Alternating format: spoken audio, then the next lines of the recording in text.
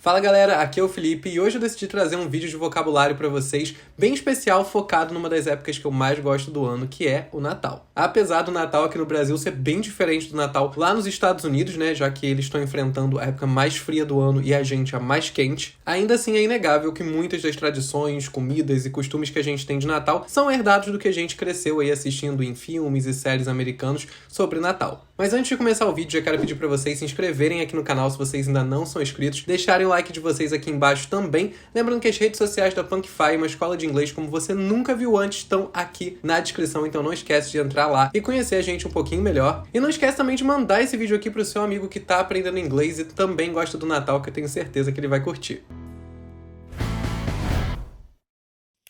Nesse vídeo aqui eu vou recriar com vocês um passo a passo aí, desde o começo da decoração do Natal até a hora da ceia, pra gente passar aí por todos esses detalhes que envolvem essa data e ver como é que a gente fala o nome de todas essas coisas em inglês. Começando aí pelo básico do Natal, né? Vamos começar aí pelo nome da data e também pelas principais figuras, né, mitológicas aí dessa data. Natal em inglês a gente fala Christmas.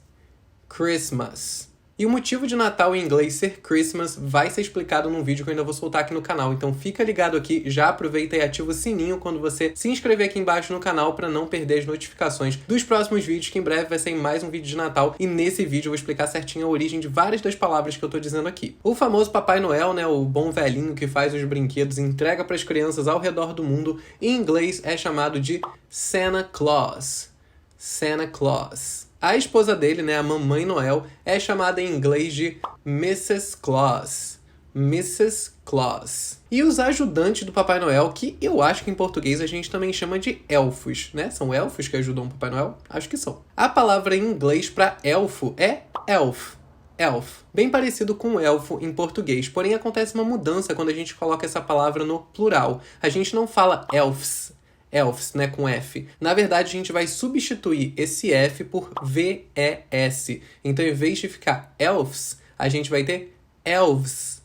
Elves. Com V-E-S no final. Então, esse é o plural da palavra elf. Uma prática que é bem mais comum nos Estados Unidos do que aqui no Brasil, mas acontece aqui também, e começa lá no começo de dezembro, são os Advent Calendars. Advent Calendars. Que nada mais são do que aqueles calendários que são compostos por umas casinhas, assim, e aí todo dia, né, do primeiro dia de dezembro até o dia 25, você vai abrindo uma e fazendo uma contagem regressiva pro Natal. Existem versões adultas de Advent Calendars, né, com joias e, enfim, presentes de adulto, mas normalmente eles são feitos pra criança, né? Aqui no Brasil eu acho que eu só vi pra criança, mas nos Estados Unidos, que é mais comum, tem outras versões. Normalmente nos de criança a galera coloca doce, coloca chocolate, mas assim, vale a gente lembrar que aqui no Brasil também é muito quente, né? Então assim, se você colocar chocolate em todos eles, quando chegar no dia 15, a criança pode botar um copo, né, e pegar um chocolatado ali no seu calendário, porque vai estar tudo derretido. Uma das coisas que eu mais amo fazer no Natal é enfeitar a árvore de Natal, porque eu acho muito linda e eu acho muito terapêutico ficar abrindo galhozinho, ficar botando enfeite. Eu me sinto um grande decorador, até porque é maravilhoso a árvore de Natal que você pode jogar qualquer coisa nela, que no final ela fica bonita. Contanto que as coisas sejam brilhosas, vai parecer que fez sentido. Em inglês a gente chama as árvores de Natal de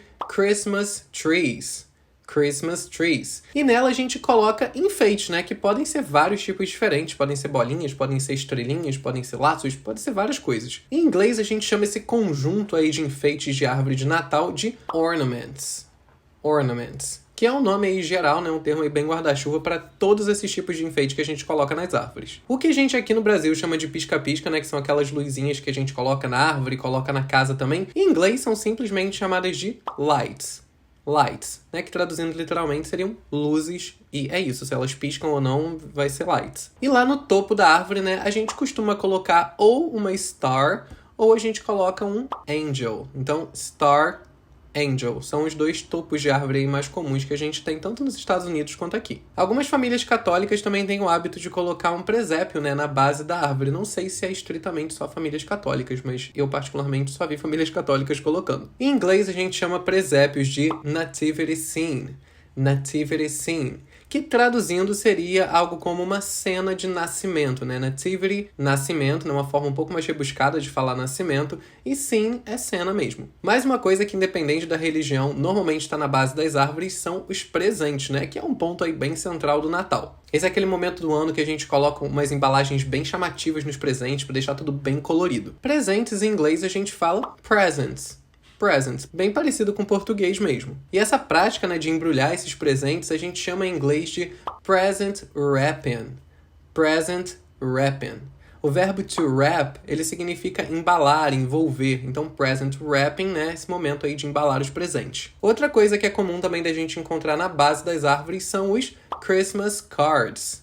Christmas cards. Que não são mais tão comuns hoje em dia como eram no passado, né? Como tudo que é de papel tá ficando meio obsoleto. Mas ainda assim tem muita gente que mantém a tradição e compra esses cartões para mandar. Outras peças bem comuns de decoração aqui no Brasil são as velas e os sinos, né? Que em inglês a gente chama de candles e bells.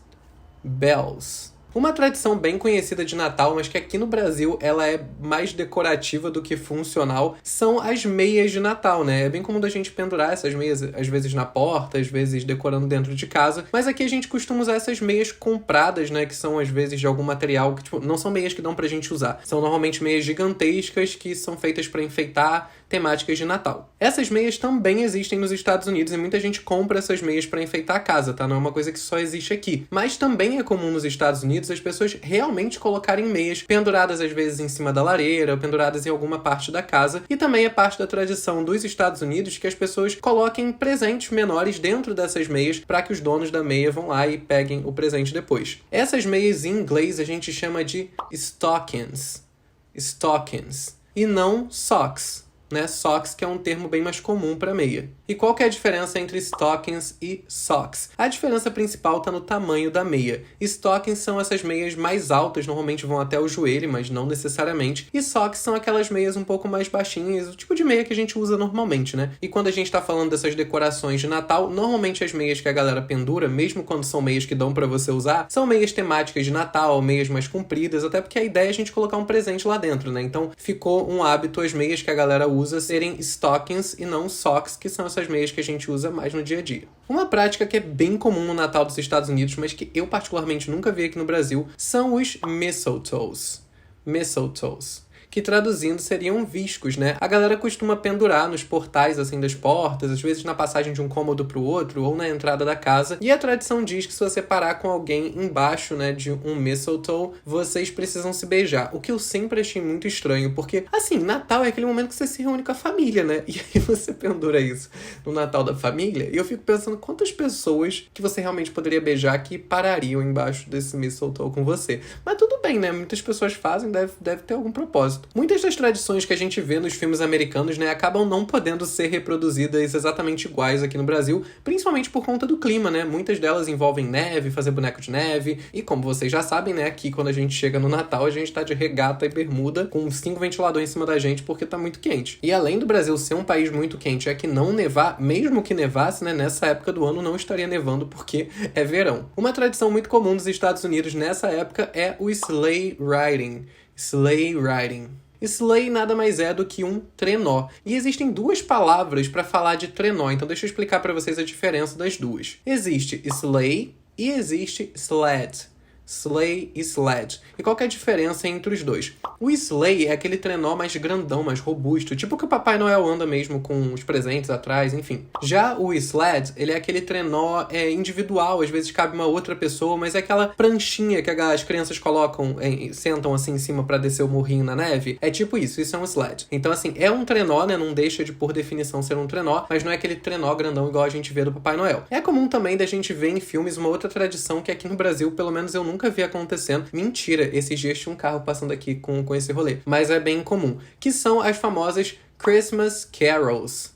Christmas Carols, que traduzindo são as canções de Natal. Lá nos Estados Unidos é muito comum que grupos de igreja, às vezes da vizinhança, ou às vezes até a própria família, vão andando, né, nas ruas e batendo de porta em porta e oferecendo canções de Natal para as pessoas. Às vezes é alguma ação beneficente, né, a pessoa dá algum dinheiro para você cantar e aí eles ajudam a igreja local, ajudam a comunidade local. Um outro hábito muito comum aqui no Brasil e que também existe no Natal dos Estados Unidos é o amigo oculto, né, ou amigo secreto. Enfim, essa brincadeira tem 1 milhão de nomes diferentes, 1 milhão de versões diferentes, mas o básico dela é aquele jogo de você tira uma pessoa pra presentear, né, e no dia você dá algumas dicas e as pessoas têm que adivinhar quem que é por conta dessas dicas. Em inglês, o nome desse jogo é Secret Santa. Secret Santa, que traduzindo seria aí o Papai Noel secreto, que faz um certo sentido, né? Porque você tá presenteando alguém e o Papai Noel também dá presente. Então, enfim, eu gosto desse nome. E a gente não pode esquecer, né, as comidas de Natal, que é a principal motivação de muita gente ir pra festas de Natal todo ano. As comidas são servidas aqui no Brasil na ceia de Natal, né, que normalmente é servida à meia-noite, mas enfim, né, na minha família às vezes não faz isso, porque as pessoas ficam com fome, então a gente serve mais cedo, mas eu acho que tradicionalmente deveria ser meia-noite. Em inglês, a ceia de Natal a gente chama de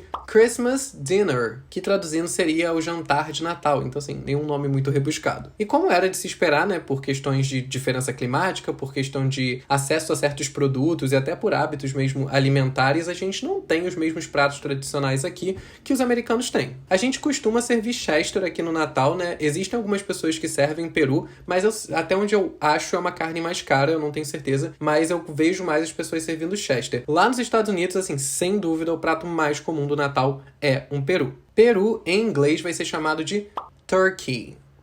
Turkey. Às vezes as pessoas não servem peru e preferem servir uma peça de presunto, né? Presunto em inglês é ham.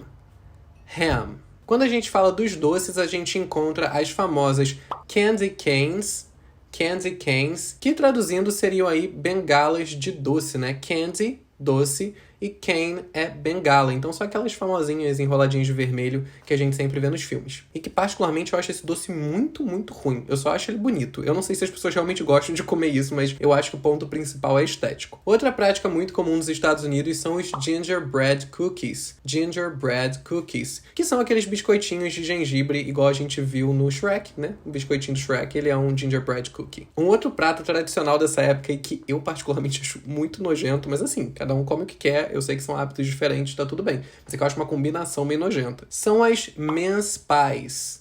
Mince pies, que são umas tortinhas que eles normalmente recheiam com carne moída, algumas frutas e algumas especiarias, mas é um doce. Até onde eu li, é uma receita bem, bem antiga, que, tipo assim, a galera na época da colonização já fazia, então muito provavelmente uma coisa bem tradicional. Mas é que, assim, baseado no que a gente tem hábito de comer aqui no Brasil, né, carne moída com fruta, eu achei uma combinação meio pesada. A gente também encontra nas mesas as chestnuts, que são as castanhas. E por último, a gente tem mais um prato aí bem tradicional nos Estados Unidos, que são os fruitcakes.